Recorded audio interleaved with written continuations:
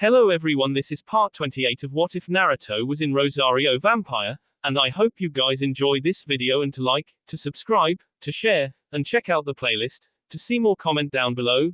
Now let's start the intro. They call me a god. They call me a god.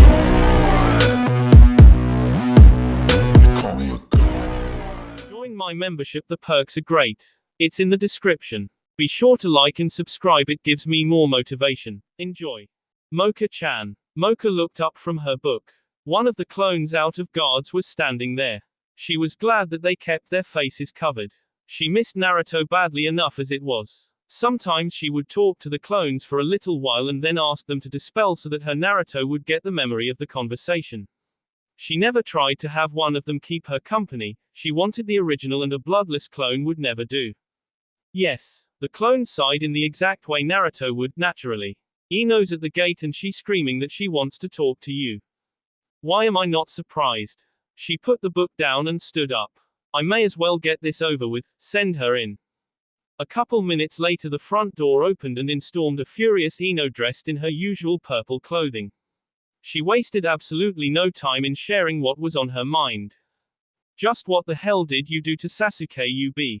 She came right up to Mocha's face and looked ready to bite. He sent me a message this morning, he's calling off our engagement. What the hell did you do? Mocha stood her ground and looked calmly down at the angry Kunoichi. He came to my door disguised as my husband with the intent on taking me to bed. For such an offense I punished him, as was my right. Punished him? Punished him how? The whole village is filled with rumors. They say he was brought to the hospital and bleeding last night. He was indeed. Mocha replied easily. After what he tried to do, I ordered my guards to deliver him to the hospital just that way. He was so eager to take his clothes off I didn't think he would mind. Ino screamed and swung her fist in mindless rage. Mocha blocked her clumsy punch and delivered a fist right in her belly. Ino gasped in pain and collapsed to the floor. Mocha stood over the hurting girl and frowned down at her. You know, I used to think you ninja were rather formidable. But given recent experience I am starting to think that Naruto might just be an exception. Looking up from her spot on the floor, Ino still somehow managed to glare even as she clutched her stomach. Don't you compare me or Sasuke-kun or the other ninjas of this village to that monster. Mocha smirked. You're right, the rest of you really don't compare to him. Despite the pain, Ino got back up to her feet. You know, I think I understand now why he married you. You're as much of a monster in your own way as he is. You have no idea. How dare you attack Sasuke like that? You. Ino never saw the slap. She only felt it smack into the side of her face as it knocked her right back down again. Does your infatuation really make you so blind? Mocha did not bother to try and hide the contempt in her voice. Sasuke came here disguised as Naruto to F me. By all rights I should have cared him for that. Your precious little idol cared so much about you he tried to take advantage of another man's wife. Rather than blame me, why don't you blame him? Had he not come here I would never have touched him. I don't believe you. Sasuke would never do something like that. Would you believe Hinata? Mocha asked. She went to the hospital with him last night. She can confirm that he was here last night. If he was here you must have tricked him. He would never do anything like that. Because he is so in love with you. Is that what you really think? Mocha couldn't but laugh. Open your eyes, you stupid girl, it's obvious he didn't love you. I barely know him and it was obvious even to me. Clearly all he wanted was a brood mare. You should be thanking me for sparing you a lifetime with a man who wants nothing from you but babies. I need 3 wives who can give me powerful children. Sasuke had said those exact words to her the night he proposed. Ino ground her teeth and pushed the memory away. He did love her. He did. She was sure of it. All he needed was a little more time to finally admit his feelings to her. Sasuke does love me. It's your fault that he ended our engagement. That's probably true, Mocha admitted. I'm sure as soon as he realized he wouldn't be able to have children, ending things with you was the first thing he did. Wait a second. What do you mean he won't be able to have children? I thought you knew. Mocha proceeded to explain exactly what she had done the previous night. As she did so the blood seemed to drain out of Ino's face. You insane bee. Do you know what you've done? He was the last of the Uchiha clan. You've doomed his clan to extinction. Mocha was not sympathetic. If he was at all typical, then I think I have done the world a great service. Ino leapt to her feet and came straight for her, screaming. Mocha waited a second and then delivered a well-placed kick to the side of her face. If you're going to keep attacking me, you're just going to keep losing. Know your place. Her kick sent Ino flying into a small table that broke apart on impact. And I only just finished replacing all the furniture from Koko's arrival. Mocha saw that her blow had knocked the loud blonde unconscious. Just as well, it's obvious that whatever the facts might be, poor little Sasuke-kun can do no wrong. She had one of the guards return her home while she got back to her book. XXXXXXXXXXX. The Hokage and his sensei were both in his hospital room. The drugs that helped with the pain also sent his senses. Even so, he was on the verge of losing all self-control. What the hell do you mean she won't be punished? Sasuke demanded. I am very sorry, Sasuke, the Hokage told him. But the fact remains that she has not committed any crime. Not committed a crime. Didn't Hinata tell you what she did to me? She did, Hiashi said unhappily. She also told me where she found you and in what state of dress. Mocha claims you were disguised as Naruto and intended to try and seduce her. Is that true? Even if it is, it doesn't excuse what she did to me.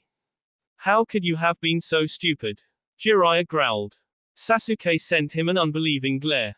You're saying that? You're the biggest pervert and hound this village has ever seen. How many girls have you slept with? Jiraiya grinned slightly. More than I can count, but none of them were ever married. He paused. At least not that I knew. There's no surer way to make a man an enemy. What the hell were you thinking? With all the women in this village who throw their panties at you, you went after Naruto's wife. I thought she was beautiful and strong, he shrugged his shoulder wearily. I wanted her. That is a poor excuse for trying to take advantage of a clan head's wife. Hiashi said pointedly. Sasuke frowned at him. He was not used to the Hokage not supporting him. Maybe so, but she has still killed the Uchiha clan. She has to be punished for it. And will you be the one to explain to Naruto exactly why his wife is being punished for defending herself? Hiashi asked sardonically. Are you scared of him? Sasuke said condescendingly. Only a fool would not at least be wary of him, Hiashi said. He must be handled with great care. So you're going to just let this go unpunished? Jiraiya snorted. You're not the wrong party here, Sasuke, even if you did get the worst of it. Whether you want to see it or not, the only one who committed a crime was you. Mocha was well within her rights to defend herself with whatever force she deemed necessary. Fortunately, she has declined to press any charges against you. She is ready to let the matter drop. Let us hope Naruto is as reasonable. XXXXXXXXXX. Passing by Hinata's room, she heard giggling. Stoop. Hinata's voice was on the verge of laughter. Or, does my little Hinata-chan not like being tickled? Naruto's voice came through clear as day. In the next instant, Hinata's laughter could be heard loud and clear. Mocha quickly continued down the hall so she would not have to listen to any more. I am not jealous. I said it was all right, and I am glad that Hinata is happy. The fact that Naruto always assigned a clone to keep Hinata company meant that whether the real Naruto was home or not had no real effect on her. Oh, she worried about him, and hoped he would be safe, but otherwise everything remained exactly the same. Mocha had never imagined there might be an advantage to being with a clone rather than the original. For Mocha, the clones were only a reminder of what she did not have. If Hinata looked at them with her Byakugan, she saw a human with an active chakra system. She could not tell the clones from the real thing. But Mocha could. It was the fact there was no real blood coursing through them. For Mocha, the clones smelled almost exactly like Naruto, almost. But that tiny difference was enough to ruin the illusion for her. So while Hinata could be with a clone and forget that he was not the real Naruto, Mocha never could. Sighing, she headed to the study to read. With Naruto away, she seemed to be spending a lot of time reading.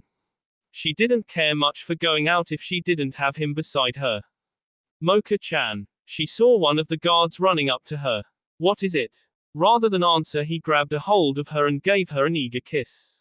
She was surprised, but not angry. Usually the guards have never done this before. Still, he felt and tasted exactly like the original. She enjoyed the kiss but did not respond to it. When the kiss ended, the guard looked at her with obvious disappointment. What's wrong, Mocha-chan? I thought you'd be a little happier to see me. Don't tell me it's because of what that Team Sasuke did. She was about to answer when she noticed his scent. Her face split with a happy smile. Naruto-kun, it's the real you. He laughed and rubbed the back of his head. Yeah, I just got back and I didn't want to waste time before seeing you. I need to go report. He was cut off as she grabbed a hold of him and shoved him roughly against the wall. This time she was kissing him and she forced her tongue into his mouth. He responded and they eagerly searched each other's mouths as their hands searched each other's boss. When she was finally forced to come up for air, Naruto was looking beyond pleased. So I guess you missed me after all. I have missed you every day, every hour, every minute. She pressed her face to his and her tongue his skin. She could taste the salt from his sweat. I want your blood, she cried hungrily. She had denied herself waiting for his return. She felt his hand press the back of her head. Then take my blood, he told her. That was all she needed to hear. She eagerly bit down and her mouth filled with that familiar and longed for taste. It was sweeter than any candy could hope to be. It was fire and energy and life, and best of all, it was him. She shut her eyes and focused all her senses on his scent and taste. Oh, how I've missed this. Naruto-kun, my love, how I've missed you. When she let go, she stepped back to just look at him. Her face was flushed and she was still in that momentary afterglow she always felt after drinking his blood. She reached out and began tugging at his clothes. Take me, she commanded. Take me right here and now, I don't want to wait. With that, his hands began to pull off her dress. She knew just how much he enjoyed taking her clothes off but was grateful that he seemed to be as impatient as she was. In very short order their clothes were off and she was lying on the carpet with Naruto on top of her. Hey, what is? Coco rounded the corner of the hallway. She froze in horror at the most terrible sight she had ever seen or imagined. Hey, what the hell are you doing? Stop that. What are you? Don't do that. Get off her, don't. Neeson, what are you doing? Ooh. Mocha let out a Coco turned around and fled. Naruto lifted his head from between her thighs. I think we've scarred her for life. She'll understand when she's older. She pushed his face back down. It was a very good welcome home. Lying on the carpet next to her, Naruto smiled. Wow, Mocha-chan, you really know how to make a guy feel welcomed. She chuckled. They were coated in sweat and in the middle of the hallway. Well, I am very glad you appreciate it. Since you are the only one who will ever get that sort of welcome from me. You know I was only gone a week. What would you do if I were gone 6 months? Give you a welcome that would probably kill you, so you had better never be away from me for that long. He laughed. Yeah, but what a great way to go. He gave her a quick kiss before standing. What are you doing? I know you have plenty of energy left. He began putting his clothes back on. I was supposed to report to the tower as soon as I got back. I'm sure the Hokage will be upset that I've kept him waiting. If I keep him waiting much longer, he'll probably send Godfather to come look for me. She sighed and stood up herself. I suppose it can't be helped. She gave him a wicked grin. We'll just have to continue this tonight. Definitely. And I'll go ahead and make you my special ramen to celebrate your return. Hey, great. Despite his best efforts, he failed to sound very enthusiastic. Oh, that reminds me, I've hired a servant. I hope you don't mind, I kind of had to make a snap decision. As she pulled her dress back on, she gave him a surprised look. I have no objection, but I thought you were the one worried about spies living with us. Oh, it's okay. I've already explained what I'll do to her if she tells anyone any of our secrets. Why did you suddenly decide to hire a servant? Does she have some special SK? You might say that, he laughed a bit. What she has is sweet-tasting blood. You're welcome to see for yourself if you like. Mocha smiled. I'm glad you've finally gotten to enjoy the taste of blood. Now you understand how much pleasure I always took from it. So you're really okay with me bringing her here? Of course, Mocha replied. Just so long as the only thing you use her for is her blood. Well, I thought she might do a little cleaning too. He finished adjusting his clothes. You know, when one of my clones dispelled to give me the memory of bringing Sasuke to the hospital, I also got the memory of you saying something about warning him not to do anything like that again. She nodded. He came once with flowers and tried to kiss me. I sent him away with his flowers and a warning. Why didn't you tell me? I did not want you to attack or perhaps even kill him. Sasuke seems to be beloved here and I did not want his actions to cause you trouble. You should have told me, Mocha-chan, he said seriously. I don't want there to be any secrets between us. She smiled. I see. In that case, why have you never said anything about hating my ramen? Ah, you know her. He rubbed the back of his head. When I was split into two personalities, my gentle side was oblivious, but I have known since I destroyed the rosary. Then why have you kept making it for me? Why have you kept eating it? The two of them shared an embarrassed grin. I won't make it for you anymore, Mocha promised. No. Please make it for me, Mocha-chan. I want to have it for dinner tonight. Why? He leaned over and gave her a gentle kiss. Because it's one of the ways you show me your love. XXXXXXXXXXX. Tayuya sat nervously in the grand hallway. Naruto had told her to wait while he tracked down his first wife. That had been a while ago, and the longer she sat there, the more nervous she got. She kept looking at the door and half expecting a squad of Anbu to come bursting in. When they had arrived, the Chunin guarding the village had recognized her and wanted to arrest her. Naruto had looked at him, just looked. The Chunin had snapped shut their mouths and frozen in place. He had then brought her here. Before their arrival, he had explained what would happen if she betrayed him or told anyone his secrets. I'll cook you, he'd said with an easy smile. I'll use my weakest flame so it'll take a good long while. Betray me and I promise you'll burn. She had no doubts at all that he would do exactly as he said. Hey Tayuya, a cheerful voice called. She jumped to her feet. There was Naruto and a gorgeous woman with silver hair and red eyes. She knew that this would be his first wife, who also drank blood. Mocha, this is Tayuya. Tayuya, this is Mocha. She'll show you a room. With the hasty introductions complete, he headed for the door. Well, I have to meet with the Hokage. I'll see you both later. And with that, he was gone. Tayuya was left alone facing the strange woman who was looking her over. You are a servant, the silver-haired woman suddenly said. Know your place and serve well, and I promise you will be well treated. Thanks, Tayuya answered carefully. She decided to put away her normal attitude at least until she understood her circumstances. Mocha lifted a single eyebrow. You will refer to me as Mocha-san. Yes, Mocha-san. The other woman leaned in much too close and there was a slight smile on her lips. Naruto was right, she said. You do smell delicious. Tayuya tried not to panic. How the hell did I become a juice box with two straws in me? XXXXXXXXXXX. Hiyashi was usually not one to display his emotions, but it was pretty damn obvious he was not happy.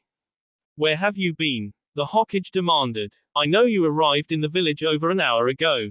I went by my home to see my wife. Which wife? Hiyashi asked dryly. Mocha, Naruto answered. Hiyashi frowned but was not surprised by the answer. And was meeting with your first wife more important than meeting with your Hokage? Naruto grinned. I don't know about more important, it was definitely more pleasant. Hiyashi made a hand sign. Pain. Naruto was caught completely by surprise as he felt a slight twinge on his chest. He quickly grabbed the spot above his heart and cried out as he pretended to collapse. He hoped his play acting had been convincing. Apparently it had. Hiyashi leaned back and spoke. You forget yourself, Naruto. You are indeed a very special case and many exceptions have been made for you. However, you are still a ninja and I expect obedience from you. Naruto took a moment to recover, and then stood back up again. I was an hour late. From what I hear, Kakashi is always at least 2 hours late to everything. Do you punish him too? You are not Kakashi, the Hokage reminded him coldly. Kakashi does not burn people alive in the streets, nor is he known to deliberately disobey orders. And what orders did I disobey, Hokage-sama? Your mission was to kill all the members of the Sound Four. Yet I have a report that not only did you bring one of their members into this village, but you refused to allow her to be arrested. You sent me to destroy the Sound Four and I did. The other members are all less and Tayuya is no longer a threat.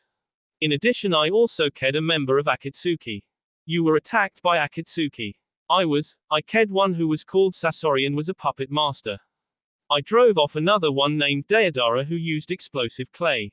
Hiashi considered that. I have never heard of this Sasori, but Deidara was a terrorist from Iwa. If you were able to defeat another attempt from Akatsuki, that is impressive. I look forward to reading your report. That does not, however, explain why you have spared Tayuya. She is a well-known and dangerous enemy. Hand her over to the Anbu. No, Naruto said softly. She belongs to me now. Do you require another lesson? Hiashi asked. Do you require a pile of Anbu corpses? The two men stared each other down. You are coming very close to the edge, Naruto, Hiashi said slowly. Why do you wish to protect Tayuya? What can I say? I like her body. Or at least her blood. He doubted Mocha or Hinata would like that, but it was the most believable excuse he could think of. Hiashi wrinkled his nose in distaste. You are disgusting. Really, am I more or less disgusting than someone who tries to sleep with another man's wife? That too was quite repulsive, Hiashi admitted. Sasuke was certainly in the wrong and has been made to suffer for his actions. Your wife considers the matter to be closed. I hope that you will as well, but I should warn you that you may not seek revenge against Sasuke. The prohibition against harming ninja of this village still holds. Anything you do to Sasuke will be done to you. Naruto smiled. Does that mean if I give him a kiss on the lips I can expect one from you? Hiashi stared at him. There's no need to worry, I'm satisfied that poor dear Sasuke has suffered enough. If Mocha is content, then I am too. I won't do him any harm. Hiashi eyed him carefully. He hadn't expected such a tame submission in this matter. I am most pleased to hear that. Then if you agree, I shall consider this matter closed. Naruto nodded his agreement. As for Tayuya, she is mine now, Naruto said cheerfully. I'll kill anyone who tries to take her from me. Hiashi frowned. If your two wives are not enough for you, there are other sources for what you seek. I dare say Jiraiya could give you ample assistance in the matter. There is no need for you to keep a dangerous enemy kunoichi for the purpose. How about we just say that I'm a man of strange tastes? You want to keep me happy, and she is one of the things that will keep me happy. She was supposed to so it's not like you had any plans for her. Why not just give her to me? I cannot give her to you. There are no slaves here in Konoha. Really? Naruto grinned. I wonder what the cadet branch members of your own clan would say about that. The way the Hokage's hand suddenly twitched told him he'd scored a hit. Anyway, she'll be a servant working for me of her own free will. She is no maid servant, she is a sly enemy kunoichi. She cannot be allowed free access to simply cause harm or leave to return to her master. I'll guarantee her good behavior. If she causes trouble or tries to escape, I'll kill her myself. Hiashi did not like it. He suspected there was more going on than a simple desire to satisfy his lust. From what he'd learned, Naruto had never shown an interest in any woman other than his first wife. What are you playing at? There is more here than meets the eye. I could grant her a parole and place her in your care. However, were anything to happen, I would hold you responsible. She'll be a model citizen, just like me. I find that less than reassuring, but it will do for now. XXXXXXXXXXX. In the short time she had known him, Mocha had done any number of difficult or painful tasks for Naruto's sake. If it would help him, she was ready to make any S. Whether it be a S of blood, time, pain, or the most terrible S of all, her pride. And so she took a deep breath and did what she knew she had to.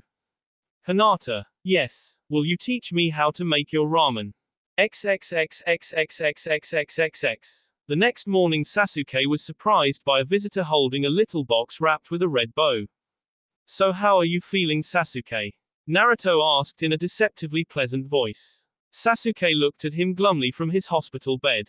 He was nowhere near fully recovered. If it came to a fight, he doubted he'd have any chance to even escape. You here to kill me? Sasuke sounded bored. If I wanted to kill you, would I bring you a gift? Naruto tossed him the box. Sasuke caught it out of the air. It was a small box that fit in the palm of his hand. He looked at Naruto. When I open it, will it explode or just spray poison? Neither, Naruto assured. Come on, Sasuke, we both know that if I wanted you'd already be smoking by now. Open it, I guarantee it's something you can use. Though suspicious he wasn't about to show Naruto he was afraid of anything. Pulling loose the bow he carefully opened the box. Inside were a pair of shiny brass balls, each the size of a golf ball. Seeing what the gift was, Sasuke immediately threw the whole thing in the wastebasket. You think you're being funny? He asked angrily. Yeah, actually, when I told the girls this morning what I was going to get you, Mocha, Kokoa, and Tayuya couldn't stop laughing. Hinata hadn't approved though. Sasuke didn't know or care who Tayuya was. The only Tayuya he'd ever heard of was an enemy ninja. So instead of attacking me, you think you're going to just mock me? Do you think I'm that weak? I am going to make you and Mocha pay for this. No you won't, Naruto said calmly. You're not going to do a damn thing. That a threat? Sasuke said contemptuously. Naruto shook his head and approached the side of Sasuke's bed. Threats are for enemies, and you and I are going to become best friends. That would take a miracle, Sasuke said flatly. No it wouldn't, Naruto assured. It would just take a few magic words, and I happen to have some. What the hell are you talking about? Smiling, Naruto leaned down and whispered in Sasuke's ear. I know you're a traitor. X. That will be all for this video. Be sure to like, subscribe, share, and comment down below for more videos. Goodbye.